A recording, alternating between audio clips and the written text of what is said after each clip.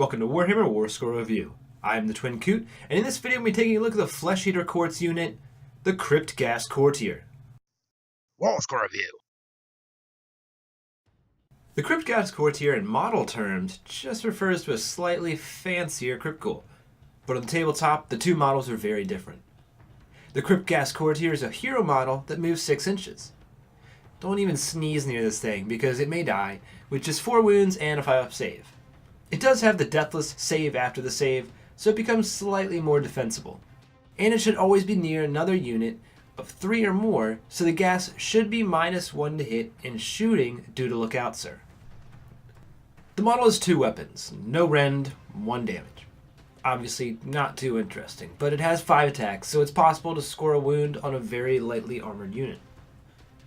Normally I don't recommend going into combat with a support character, but with this model, it actually becomes a better support piece if it does. The Crypt Ghast Courtier has a special ability called Trophy Hunter. If the model slays an enemy model in the combat phase, add 1 to the attacks for Crypt Ghouls within 10 inches for the rest of the phase. If you know much about Crypt Ghouls, you will know that they can pretty easily start stacking extra attacks until they have a handful each. They are also a very large horde unit, so they can handily smother an elite enemy unit in volume of attacks. Trophy Hunter is one more way Flesh Eater Courts have to do this. While it is very dangerous to throw the Courtier in a fight, it may be worth it sometimes if you charge it in first, and can keep the enemy from landing too many attacks in return on our ghoulish hero. The other special rule at this model's disposal is a common one for the Flesh Eater Courts: muster men-at-arms. This one can be used to restore slain Crypt Ghouls to the battle.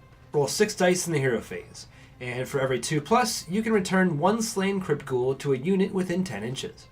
So, statistically speaking, this ability is returning 5 ghouls to life. Each of the Courtier models have an ability like this to work with their respective Flesh Eater unit. A unit of 10 Crypt Ghouls is 100 points, making each model 10 points. Assuming you are only making use of muster men-at-arms, you will have to return 8 Crypt Ghouls to pay off this model. This really shouldn't be too hard to do, but does require healing for at least 2 turns. Luckily, the model offers other augments, such as command abilities, Deathless Courtiers, and Trophy Hunter. This means that if you're taking a couple units of Crypt Ghouls, or at least 1 large one, the Crypt Ghast is probably worth including. The Crypt Ghast Courtier is just 80 points. This model is tied for second cheapest hero in the Deathgrain Alliance. The Ghast is not only the cheapest Flesh Eater Courts hero, but the cheapest unit at their disposal. So sometimes this model will be an afterthought when you happen to have the points left over. For this low price point, a Crypt Ghoul heavy army may include multiple Crypt Ghasts. Because of the special auras at this model's disposal, it should be sitting around 10 inches from any ghouls it's intended to augment. Preferably closer, but still safe enough from being charged and shot. It's better for it to be closer so the Ghast can get the charge on the same target as the ghouls to give them +1 attack. This may be suicide, but that is often okay for the Ghast. If the enemy is directing attacks away from your ghouls to take out the Courtier, then that is less dead ghouls.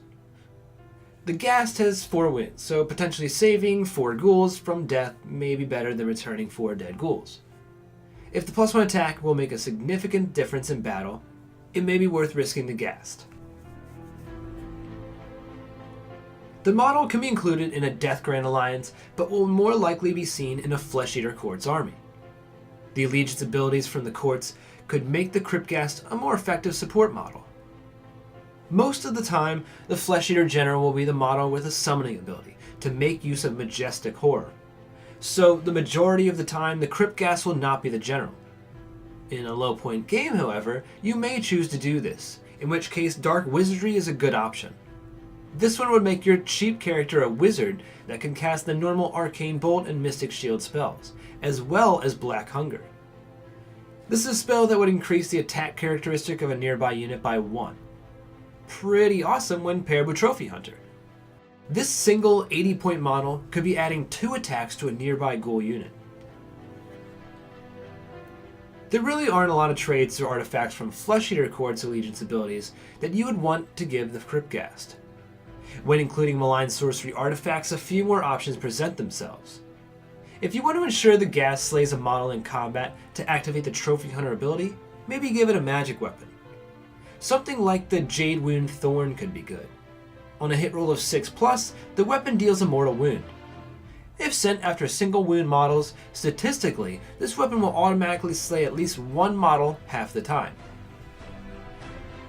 There really are only a few direct synergies with the Crypt Ghast.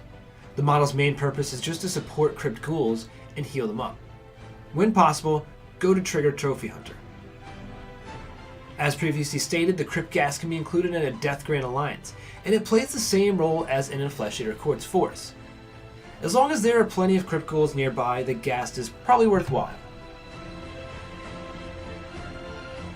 The Crypt Ghast Courtier receives a 4 out of 5. Assuming you brought along ample amount of Crypt Ghouls, at least one Crypt Ghast Courtier is worth taking. Healing back models is great, but so is the chance to give them an extra attack when the situation gets more dire. What do you think of Crypt Ghast Courtiers? What Warscroll would you like to see reviewed next on the channel? Leave your questions, thoughts, and suggestions in the comments below, and thanks for watching.